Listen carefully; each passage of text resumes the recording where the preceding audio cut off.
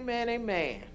Our lesson is on page 92 in the teacher's book. I don't know what page it's on. 76 in the student book. It is entitled A Promise Inherited. So, I'm going to say that the most important thing about our relationship with God, the most important thing in our relationship is really how we think about Him. And I know you're probably going to say, it really doesn't matter what I think, because God's going to be God no matter how I think about Him, which is true. God will always be God. He will always be sovereign. He will always be who He is for all eternity, for eternity past, in the present, and in eternity future. God will always be who He is. But really and truly, I say it's the most important thing because how we feel about Him, how we think about Him, really reflects our relationship with Him. It affects that relationship, because if you think He can do it, then you're going to pray with that expectancy. But if you think God is not going to bless you, then you're not. You're not going to go to Him. You're not going to ask Him because you don't think He's going to do. When I was a young child, I thought my mom was the smartest person in the entire world. I thought she knew everything. And whenever I had a question, I would, Mom, and she would give me an answer. Until one day, my questions got a little harder. And it was like, go look it up.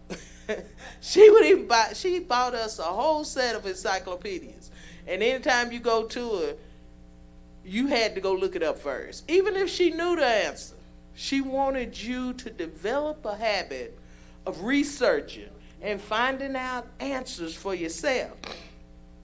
Well, God does know everything. Yeah. You know, I thought Mama knew everything, but God does know everything. And so our perception about Him basically affects that relationship, our thinking, our thought pattern. We have to believe that He is going to do what He says He's going to do. That's the foundation of Christianity. So,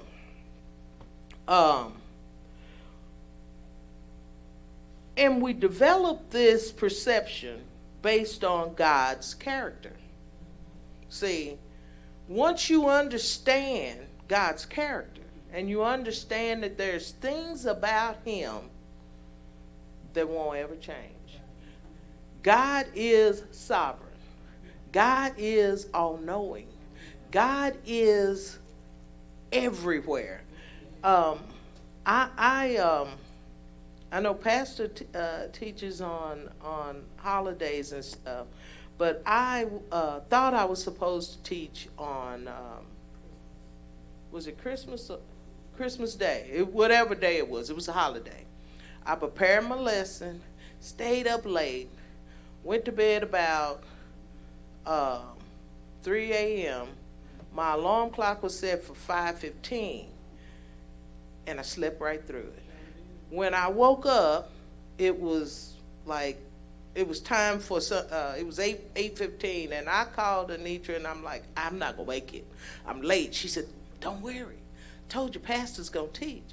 But that lesson was about God's omnipresence, about Him being present everywhere, all the time, and at the same time. And so, as I was preparing that lesson, it blew my mind. I knew that fact, that God was everywhere, but when you stop and think about what everywhere is, see, it's not like when you say God is everywhere and he's in this sanctuary, it's not like God is sitting back there on that back pew and he's not really up here. He's only back there.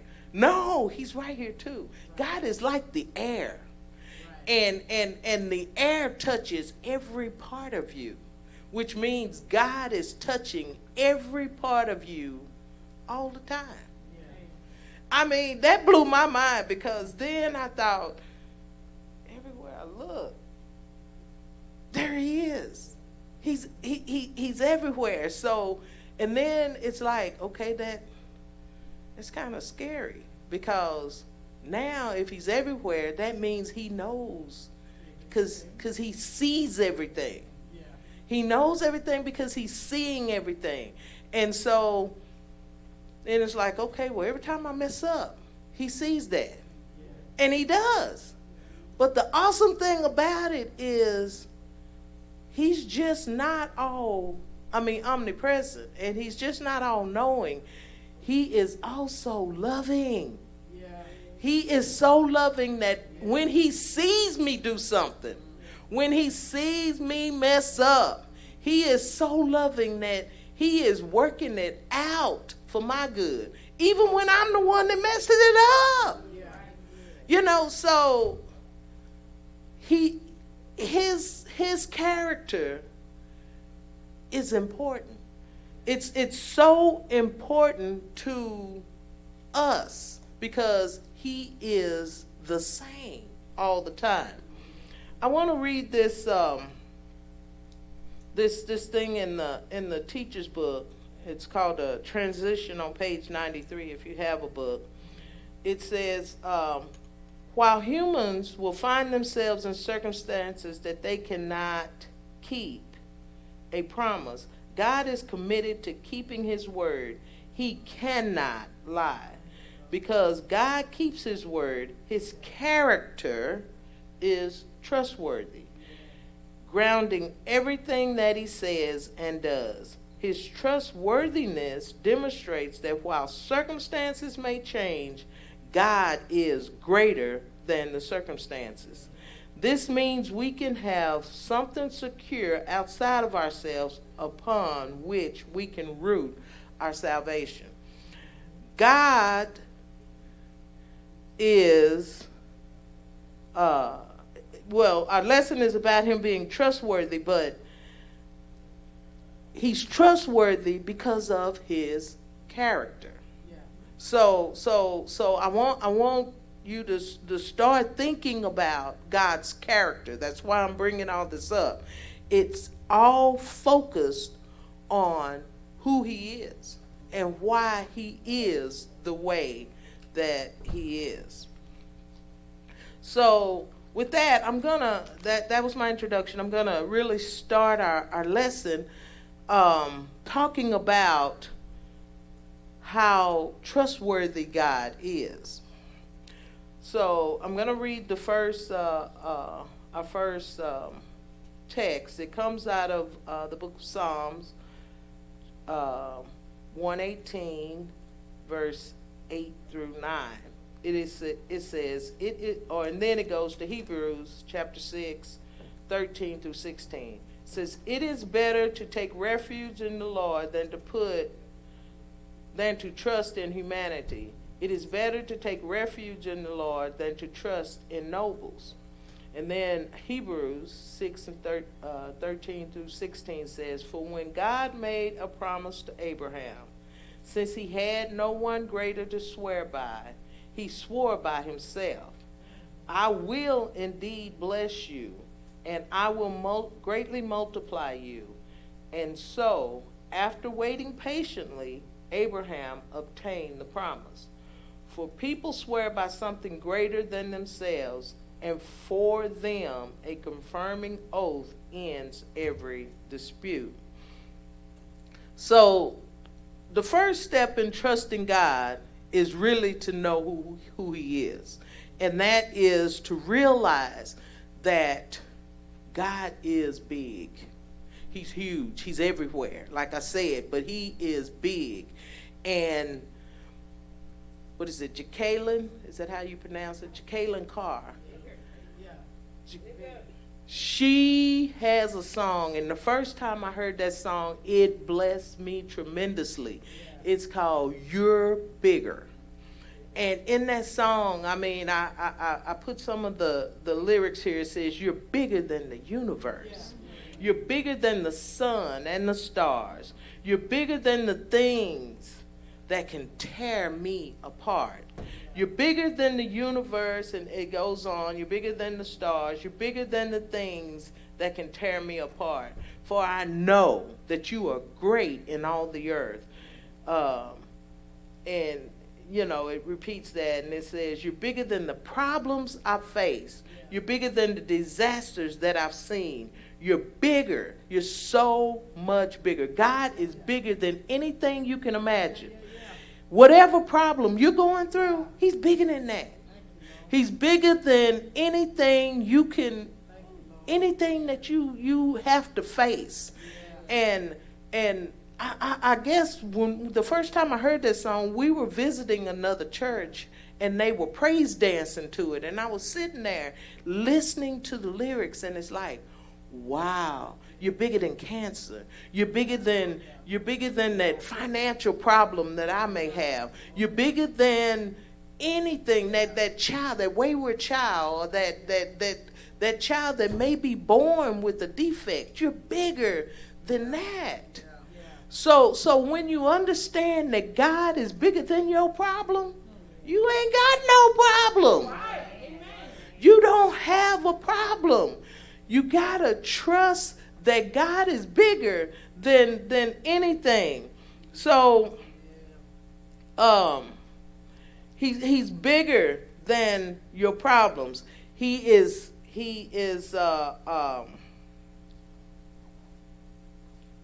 I already said this.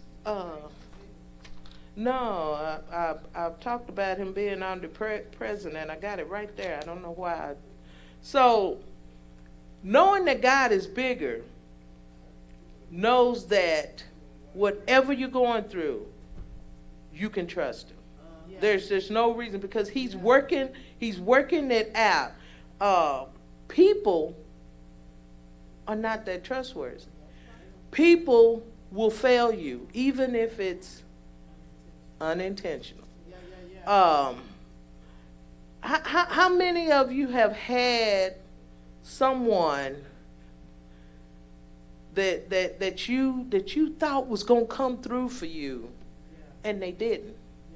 It's happened to all of us. Even people that you thought you could trust. Mama, daddy, husband, wife, children. You've been the person. You know, it's like, oh man, you know, I messed that one up. I missed that. You know, what's the phrase? My bad. my bad. I dropped the ball on that one. God will never say my bad. You don't have to worry about God saying my bad. I dropped the ball on that one. He's not gonna say that. He's gonna be there. He's trustworthy. He's gonna be there because he promised. He's gonna be there. So, but we have to understand that God's timing is not our timing. See, because we are microwave people.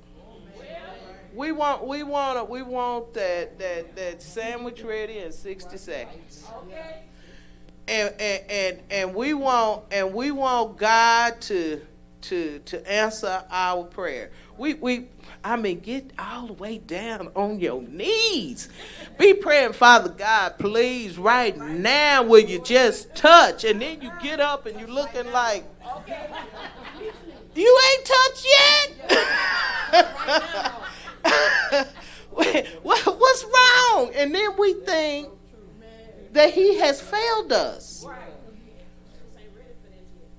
But yeah, we got to understand that God knows everything. Like I said, he is omnipresent. He sees everything. He knows everything. He knows the situation. He knows what you can handle. He knows how well you can handle it. He knows what's best for you. He knows when, how, and what he's supposed to give you. He told Abraham that he was going to bless him and he was going to multiply him. It took 25 years. You know, I'm sure if it was me, and he said, well, you know, and I didn't have any kids, and he say, I'm gonna multiply you the first time, you know, that cycle. I'm waiting. Okay, it's not gonna come this month. I know it's not gonna come because God said, and then it comes. It's like, dang. Okay, next month, and then it comes, oh man, and then next month, and then imagine 25 years. See, the scripture says that Abraham was as good as dead. That's what it says in Hebrew, that Abraham was as good as dead. It didn't mean that he was near death. That means he was so old that things wasn't working no more. Okay.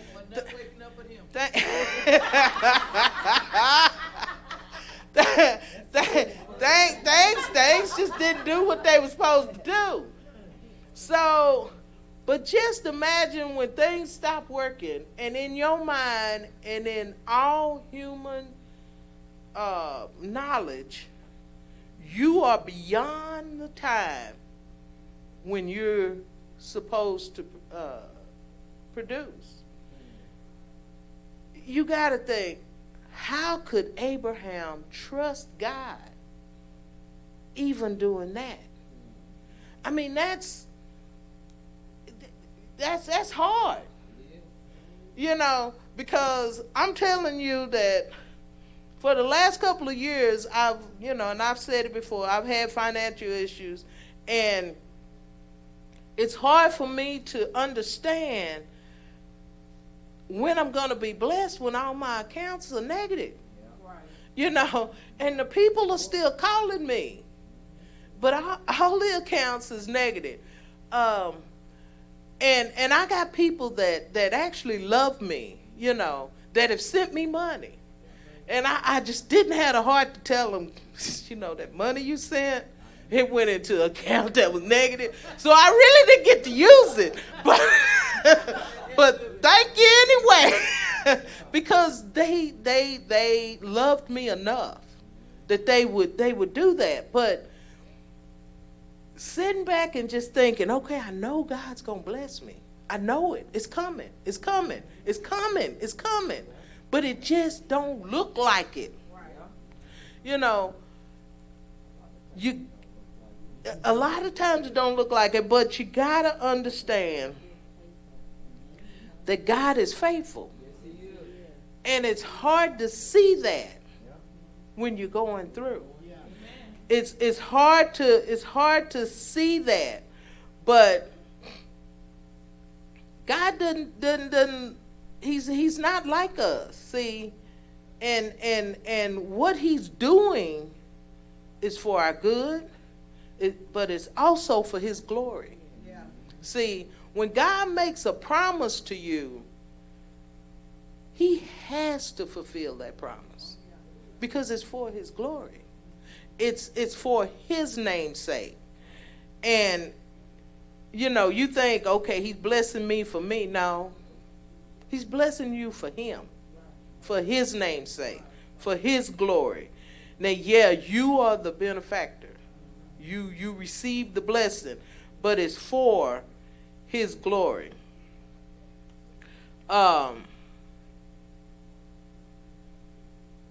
So our lesson talks about an oath and everything, and I gotta take my glasses off because I can't see. I know that's what they're made for, but I can't see. It says in Hebrews 6:13, for when God made a promise to Abraham, since he had no one greater to swear by, he swore by himself. when you make an oath, that's an oath. When you swear by something, you swear by something that's sure. You swear by something that's greater. You swear by something that's, when you go to court. I don't know if any of you have testified in court. I've had to. And they put this Bible in front of you, you put your hand on it, and you swear to tell the truth, the whole truth, nothing but the truth, but you're swearing by God. You're putting your name. And if you don't do or tell the truth, then you suffer the penalty, or you're subject to the penalty of perjury. So if God swore by himself, the punishment for him not fulfilling the promise was going to come from him.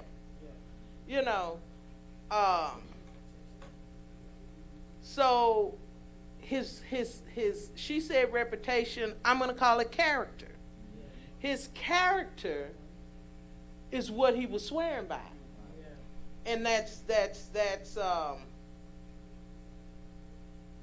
that's important. I keep bringing up character. Character is the main focus of our lesson. His character is what's important. So let's I highlighted a bunch of stuff. No.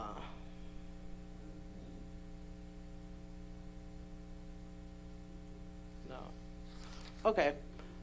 Let's go on to our second outline, which is God is trustworthy, manifesting his character. Because God wanted to show his unchangeable purpose even more clearly to the heirs of the promise, he guaranteed it with an oath, so that through two unchangeable things in which it is impossible for God to lie. Okay. This, I think, I've heard this phrase on multiple occasions, and it is that everything is about Jesus.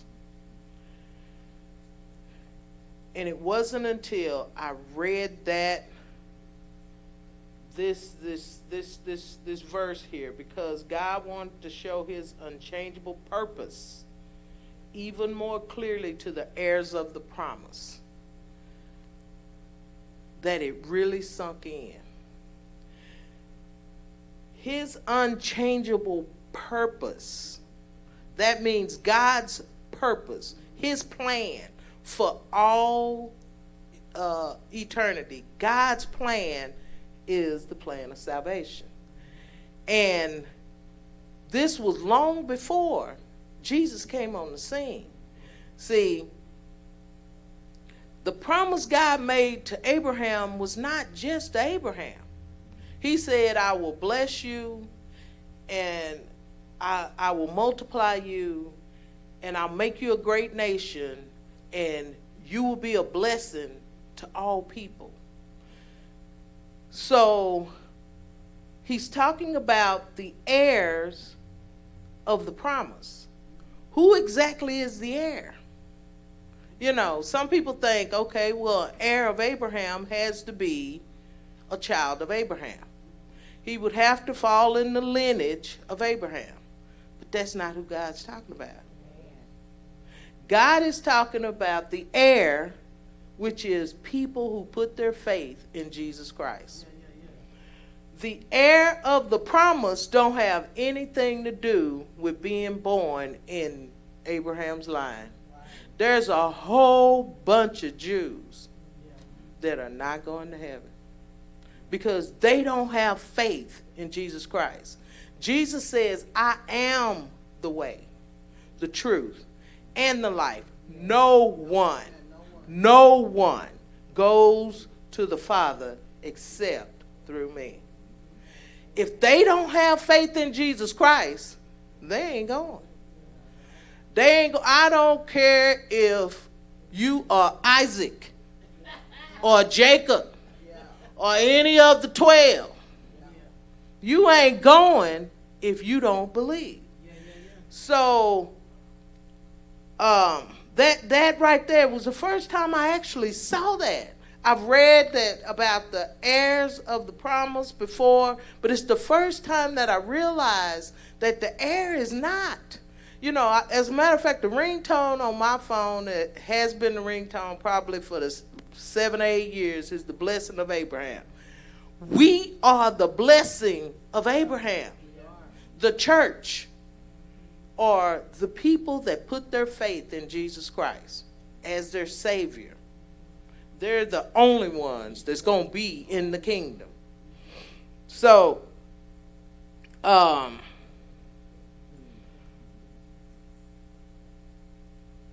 but so we have to understand that God, when God says he wanted to show his unchangeable purpose even more clearly to the heirs of the promise, he guaranteed it with the oath, so that through two unchangeable things in which it is impossible for God to lie, goes back to his character. God's promise to Abraham is the same. He made it in Genesis. The same promise is the same. It didn't change, even though it took 25 years for him to have a son. It didn't change. God's faithfulness is trustworthy. His unchangeable purpose will be fulfilled, whether we believe it or not.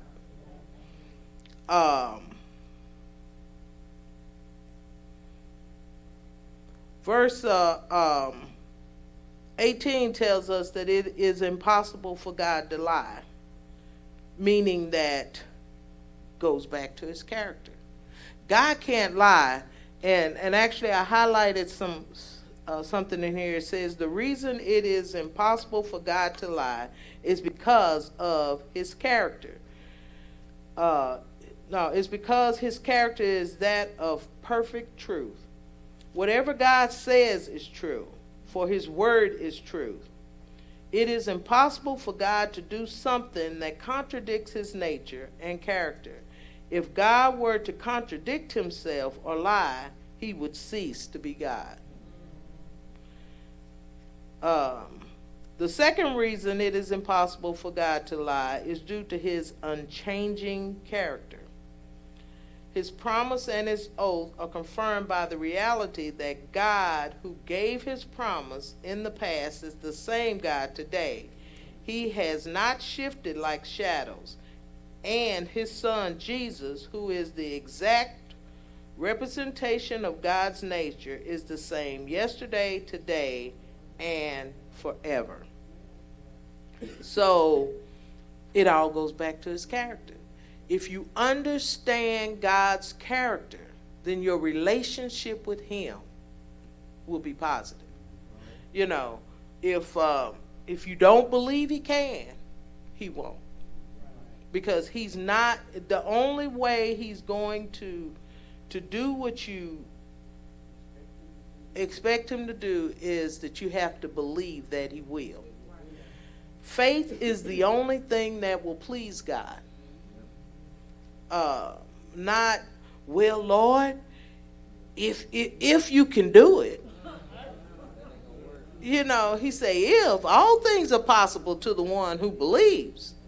If, so you have to approach him with an attitude and an expectation that he can do and he will do for you.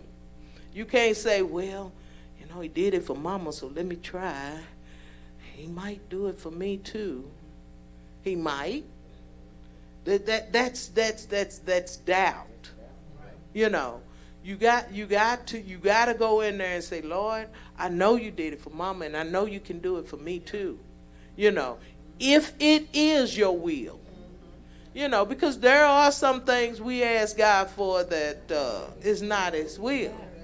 Oh Lord, will you buy me a Mercedes Benz?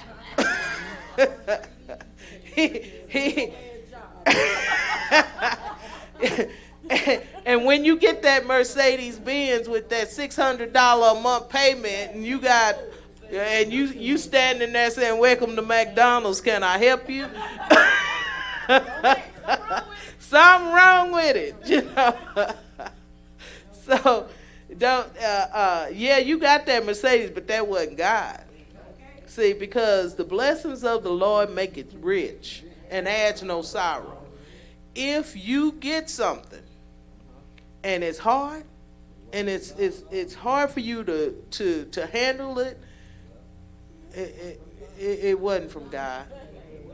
It was you, or it was the enemy getting you in a position where you will blaspheme.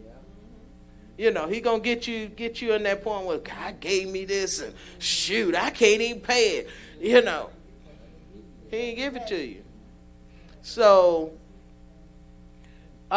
your attitude has a lot to do with your relationship and what God will do for you. So when you are in and all bad things that happen to you are they may be there just to strengthen you or to help you grow. I believe that my years that I have just gone through would develop me, because I truly believed, and I would have stood flat-footed and emphatically proclaimed that I trust God in all aspects of my life. I would have did that until I couldn't pay my bills. Then it's like, okay, well, Lord, I don't know. So I'm there, and people calling me. I can't, money's not coming in, the order's not coming in. And all of a sudden, one day I go or my husband went to the mailbox, because I never go get the mail. But he set this stuff on my side of the desk, and I opened it up, and it was a check for $5,000. And all I had to do was sign it and deposit it in my account. These people calling me, and I got a check for $5,000. So signed that check, took it to the bank, paid my bills. I was all happy. A few weeks later, got another one. Amen. And hey, signed that check, took it to the bank, and then those were the loans that whooped my butt, because I couldn't pay them either. Don't, and I'm thinking, Lord sent me 2 checks. He ain't sent me nothing. I should have tore those up and threw them in the trash. I had a credit score in the high 700s. I'm at the door of 800. I'm like, yes. So, but today, today, I'm grazing there at the low 5s, but it's all because I didn't trust him. I knew when that second check came in, I could hear in my ear, don't cash that check. Don't do that. Don't do that. But I did it anyway. And I'm gonna tell you, when I got to the counter at the bank, the young lady there, she said, "Oh, this is one of those high interest loans." She said, "Hold up a minute." She went and got the loan officer. Said, "Go in and talk to her." And I went in, I talked to her and everything, and they were trying to work out a way so I didn't have to cash that check. But in my mind, I'm cashing the check. I'm cashing the check. Y'all do what you want to do, but I'm going to cash this check because God sent me this check.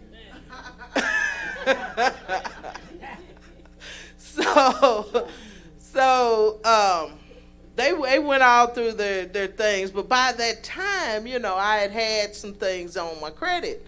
And so whatever she was trying to do didn't work. Cashed the check. And like I said, those are the loans that are bothering me. I trusted in the wrong things, but he was developing me because he needed me, because he's getting ready to take me. See, in September, Dallas Independent School District offered me the opportunity to bid on a particular job. So I went through the process, filled out all the stuff, and submitted my bid, and it won. I won a contract that will pay me $138,000 a year for 3 years. For 3 years, I won this contract. Got my first purchase order in December, and I am due to deliver the first week of February.